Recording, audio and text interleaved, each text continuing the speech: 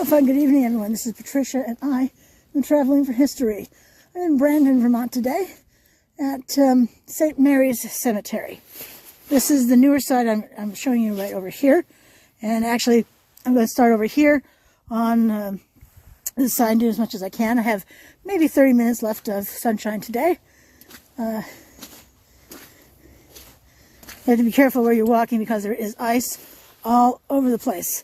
And it's a very wet place. But this is the grave of Reverend James Lee Hall, 1917-1951, and ordained June 5, 1943. Merciful Jesus, grant him eternal rest. May he rest in peace. Amen. Beautiful statue of, I'm guessing, the Virgin Mary. But folks who are better versed in the Catholic religion can certainly correct me, because I'm not Catholic, not religious. I just love cemeteries, as you know.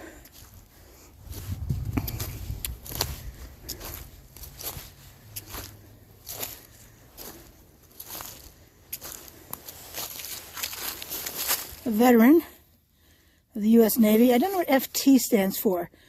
I don't know. Whatever it is, a second class. So if anyone else knows, please let me know. I'm thinking maybe Korea or Vietnam. What was in between them? Lots of wars, right? Oh, and a baby. Oh, I'm so sorry. Such an awful thing to lose a child. I really have a hard time with that. I don't have to have children to understand how horrible it would be for them.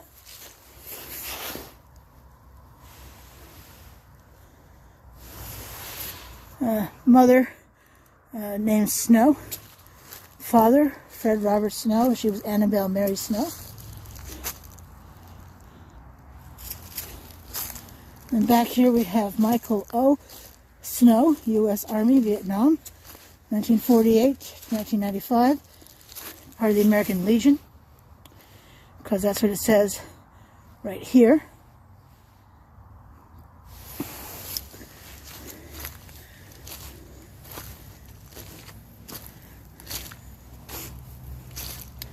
I'm just strolling here.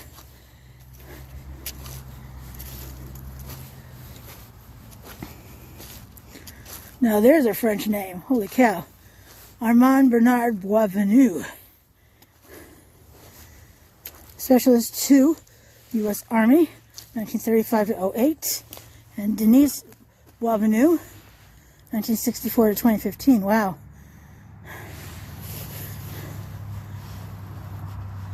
I'm guessing a daughter.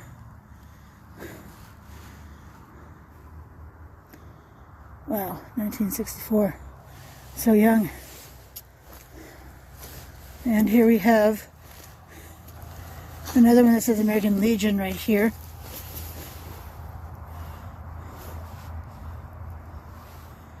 And in case you didn't see that, it says it right there.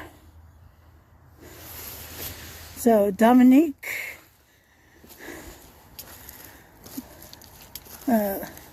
Leonie Bercier, his wife, and John P., their son. Their son was 26 or 27. Oh, so young, so young. On here, military, I think it's a military marker, yes. John Paul Boisvenu, Vermont, Sergeant, 27th Infantry, 25th Infantry Division, World War II, Korea, October 28, 1923 to August 3, 1950. So, wow. So young. So young.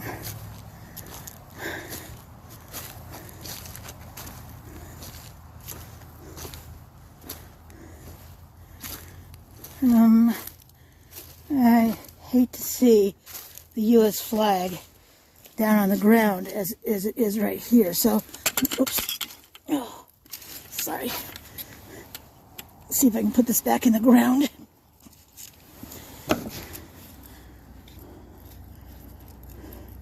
Might not be able to because of the how. I'm gonna do that. It's not fantastic, but it's better than having it on the ground, especially such a fresh flag.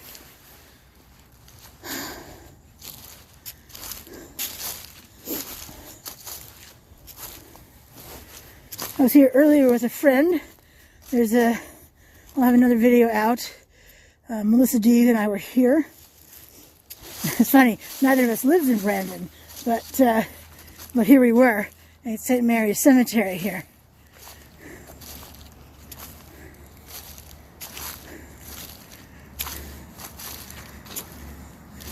Ooh, a wooden cross. Let me see. This one was 14 or 15 when he died. And the one next to him, visiting a brother, 10 or 11. Wow. I'm sorry. Parents should not have to bury their children ever. Ever. And May 3, 1943 to June 18, 2019. I wonder if this is being used as a place marker. I mean, I have no idea. If anyone has any idea, please let me know. Please put in the comments below. I'd really appreciate it.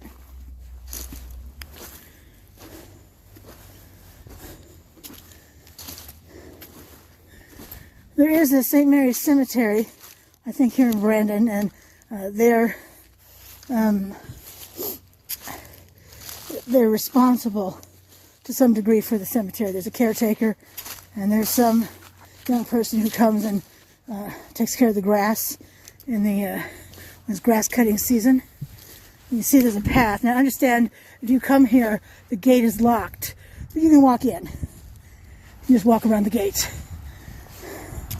But you want to be mindful. And my friend was telling me that that when she was here over the weekend, it was one big puddle, more like a pond, I guess. And then she was saying that when she was here on Monday, the puddle was gone. There was pockets of stuff like this and that. So it dried up considerably, got absorbed by the land.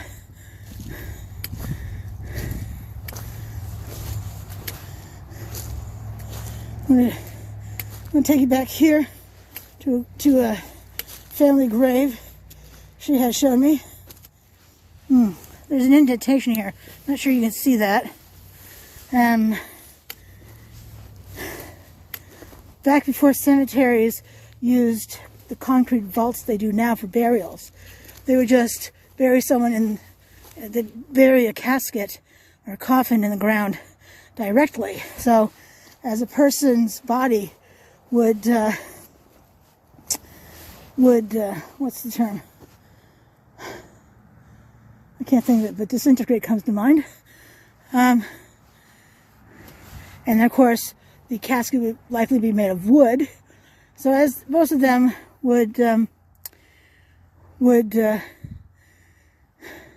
break down, you get these indentations in the ground. So if you're in an older cemetery, when you see this part is definitely older, you want to be mindful of stepping on things like that, because you don't want to step into a grave, into a hole in the grave. Don't break your ankles, don't injure your knees. Make sure you can get out, walk out of a cemetery.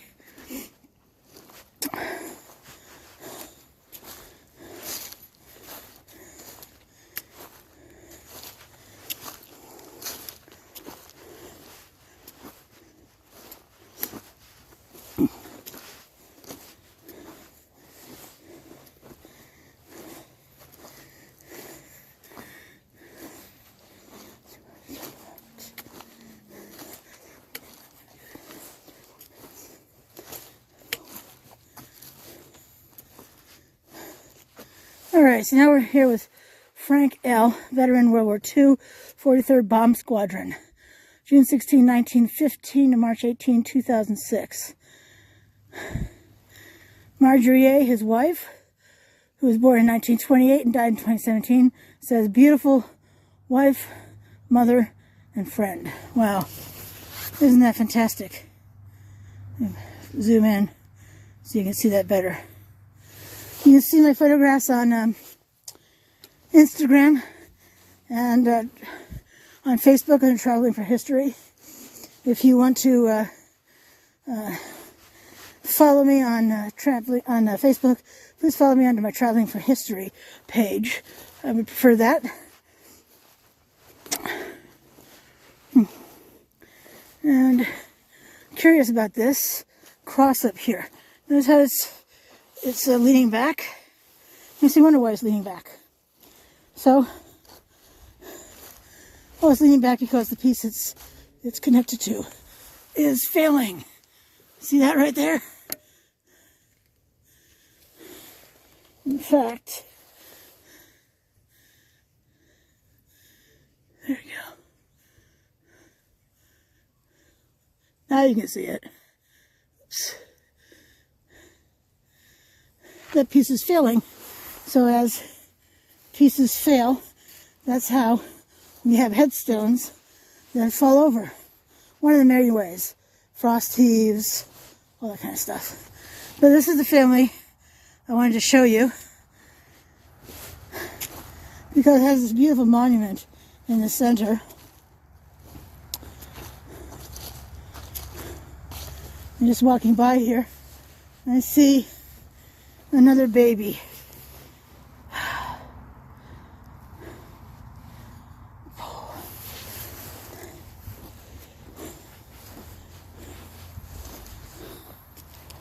William Lundgren,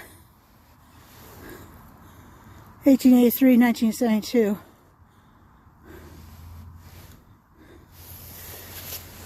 I mean, some beautiful monuments here. Look at that one right in front of us here, with the cross. This is a Roman Catholic cemetery, by the way. I really couldn't find information online about this place. Not even on Find a Grave, really. It is on Find a Grave, but there's no description of the cemetery here. So that's kind of unfortunate. When we were here earlier, my friend and I, and our cute little doggy, Roosevelt, the caretaker was here. He was actually picking up all sorts of tree limbs and branches over there, and I don't know if he was over here or not, but I am confident that that this will be all picked up. All right, so this is the Cornell family. I don't know anything about them, just so you know. I will say, though, that as we were walking, she was pointing out how there were children buried here. And we can see that this one, Roger F., son of Donna and Jean Cornell, 1942-1944, so two-ish when he died.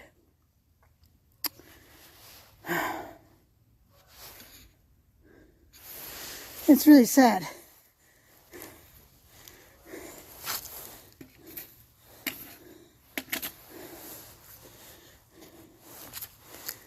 So we have Cornell here. The S is silent, is a French name. We have Diana Amblo and Robert C. Amblo.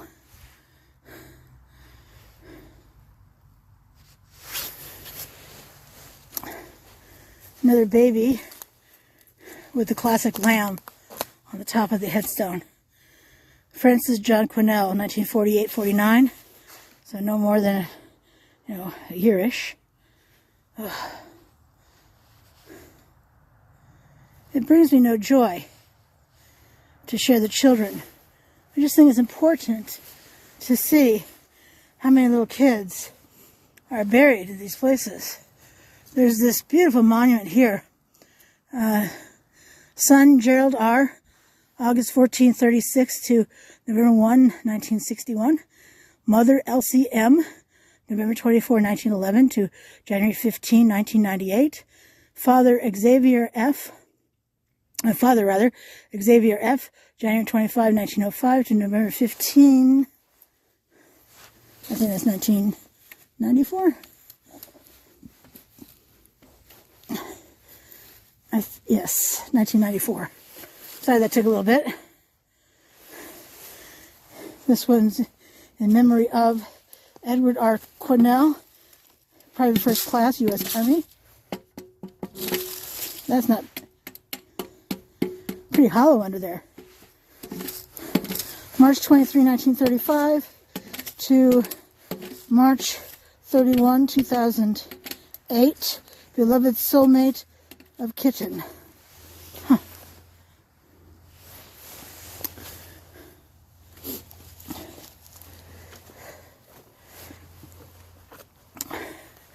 And we have Paul Cornell, 1911, 1978.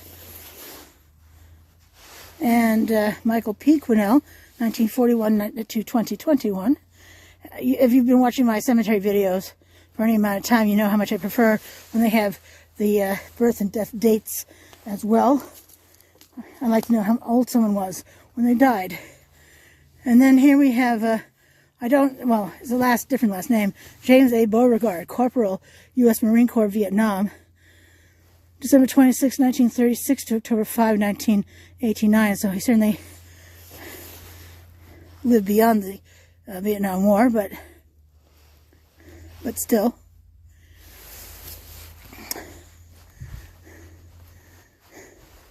And since the sun is going down as we speak, I am going to walk down essentially the center of this back area here. And we'll see what we can see. That's kind of interesting, all these limbs down right here, put here on different headstones and whatnot. Actually, I might as well take a photograph of that.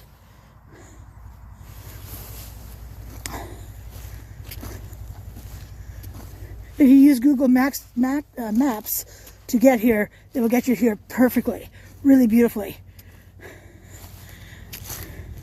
At least from my neck of the woods, it got me here easily. And I live in Chittenden County compared to Rutland County. Oh, I'm pretty sure I see children's graves over here. It's missing the top, this monument, because we can see it used to have another part to it, right here. In fact, let's take a nice close-up of that, shall we? And this is the Shoro family. Frank.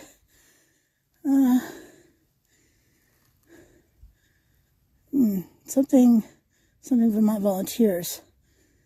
1833-1919, Rosella, his wife. 1835-1909. So he outlived his wife.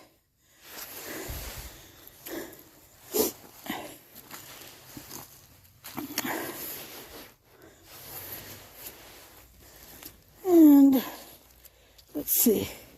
Anything on the other side? Yes. This is perpetual care. And in this cemetery, apparently they clean the headstones. The church, I guess, is going to help fund that. It's just easier to do that rather than trying to contact the families.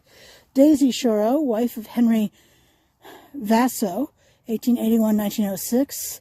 Whoa, what is that? 24, 25, somewhere around there. Who's on this side? No one's on this side, and no one's on the other side either. Okay. Now, pick up the pace a bit here. Oh, this is an interesting one. I say that and I see an interesting headstone. William Beauregard. Born August 15, 1904. Died June 20, 1920. Aged 15 years. That is so darn young. Look at this gorgeous, gorgeous grave monument. Definitely a podium, isn't it? Frank Beauregard died 1904, age 29 years. Philomena, his wife, 1876 to 1953. It may be easier to see it here. Let's see. Not really. But, you know.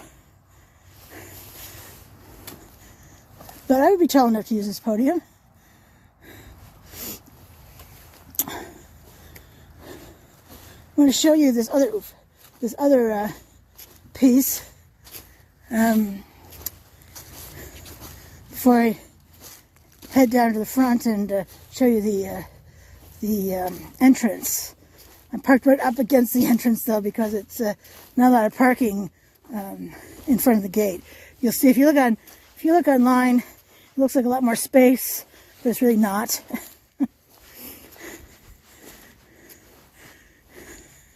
Love the trees though. Aren't they beautiful?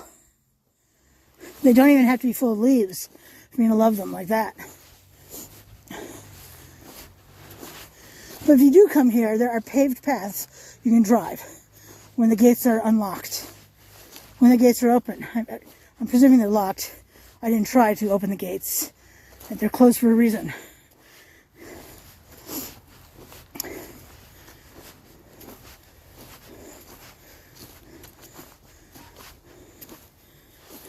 I love the fact there are these planters. These are plastic. And yet, the person who died the most recent was 2005. So someone's coming here and planting, or, you know, at least having plants, flowers in front. I think that's just wonderful. They're not forgotten.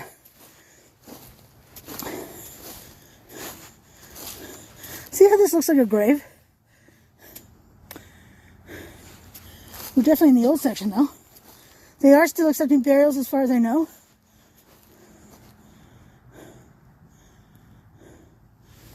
Clearly a very French name there. His wife, Scholastique de Lande. A wreath right here.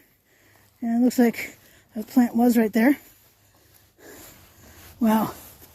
How far do I need to step back for this? Far enough.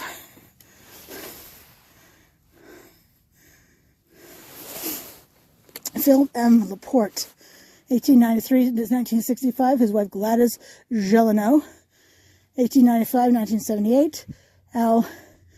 Albana Nicola Gelano, 1869 to 1953. Wow.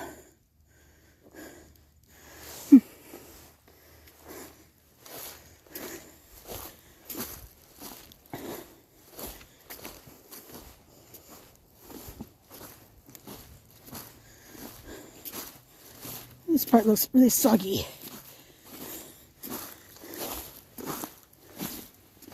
It's not too bad, actually. Kind of crunchy, actually.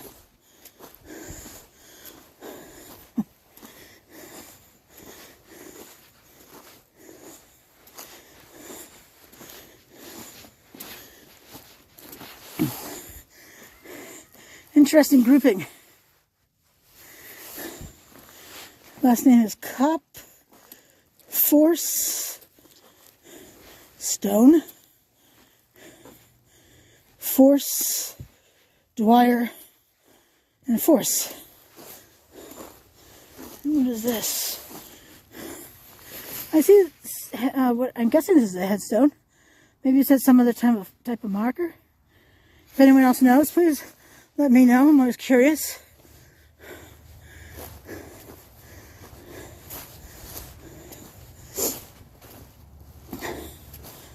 And another wreath right here. We see that Chuck is still alive. 1938. His wife, 2013, 2018, something like that. hard to tell.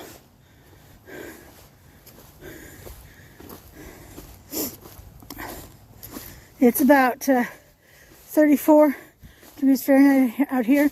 32 degrees Fahrenheit is equal to 0 degrees Celsius. So, although it seems like it should be cold, it actually feels pretty warm. Look at that monument. A lot of people buried there. But this over here, I want to show you. And if you watch my video with Melissa D, singer and songwriter, this is where she performed. Poor Wayfaring Stranger. So, take a look at this. Isn't this amazing? Now, I thought this was just a decorative element, which Catholic cemeteries typically have, but then I realized, holy cow, there's this right here. And what does it say?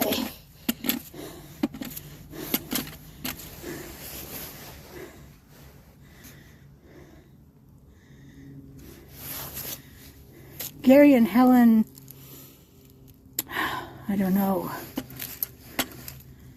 Stanley, May 30, 84. So, but isn't this beautiful? We have Mary right here. I'm pretty sure that was St. Joseph back there with the Cornell family. And then this, I know in the video with Melissa D, we were talking about this looking like a bar, and it does look like one. I mean, I guess it should be an altar, and I'm not trying to be disrespectful. I'm just telling you what it remind both of us of. So now this section is the new section, and this is where I do believe they're still allowing burials. I'm not going to walk it, to be honest, because the sun is setting, and I don't want to be, I don't want to have a hard time getting out from where I'm parked since I pulled in. I'll be backing onto a major thoroughfare, Vermont, Route 53. So, yeah, nobody wants that. We have some military people here. Certainly this person right here. I'm guessing that's George Arthur Hayes, U.S. Marine Corps.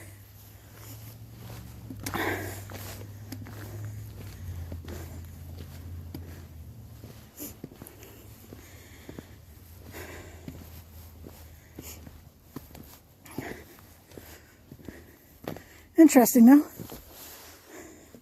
Turning the camera, it looks like it's a lot lighter than it really is.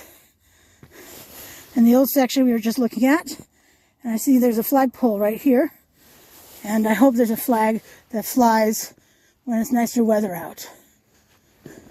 Although I have to say that a flag flying in a stiff breeze, like some I've experienced in a few graveyards during some of the colder weather, that's a nice sound of them flapping in the breeze like that.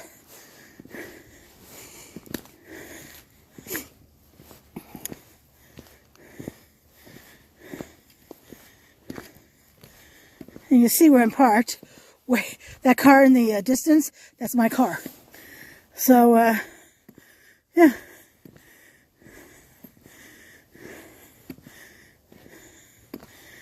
Paul Raymond Bertrand, RM2, U.S. Navy, Vietnam, April 28, 1943 to May 19, 2018. That's this headstone right here. I don't know what RM, but again, the 2 is the second class. That I do know. So if anyone knows, I would be curious. So if you could let me know down in the comments, that'd be awesome. Or on Instagram, these pictures will be posted to Instagram as well. The next couple of days, whenever I upload this, I'll upload to the other places as well. And then there's this retaining wall. Isn't that lovely? And that's the Reverend Hall from before, when I started the video. Alright, so I'm going to pause the video. It'll be milliseconds for you. You won't even know. You wouldn't know if I didn't tell you. But I'm going to pause the video so I can walk down and then show you the gate in the front. Alrighty? Here we go. Be right back. And here we are.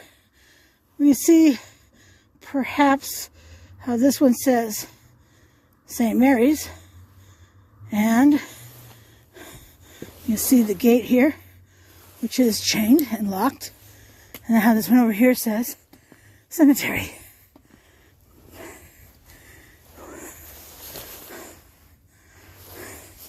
And then we move back a little farther. So you see the whole column. And that's something else, isn't it? Of course, my car is right there. Let me get a better picture of the other one. Sorry about my car right there. But and here we have a better picture of St. Mary's. Right there. With its capstone. Alright. Well, appreciate your coming along with me today. I just noticed this sign, which I didn't see before. Please clean up after your pets. Brandon has a leash law. $25 fine for first offense.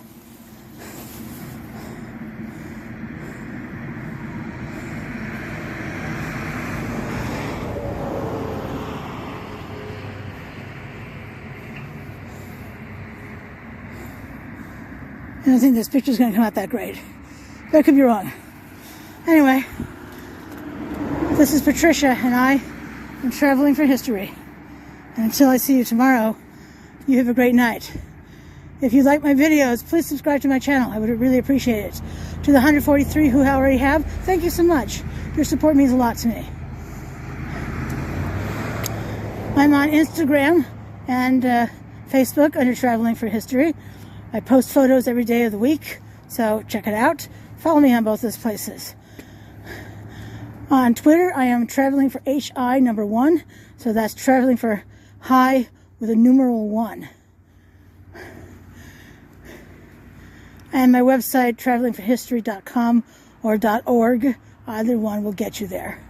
So, once you subscribe to my channel on YouTube, click on the notifications bell, and you'll be notified each and every time I upload a brand spanking, shiny new video just for you.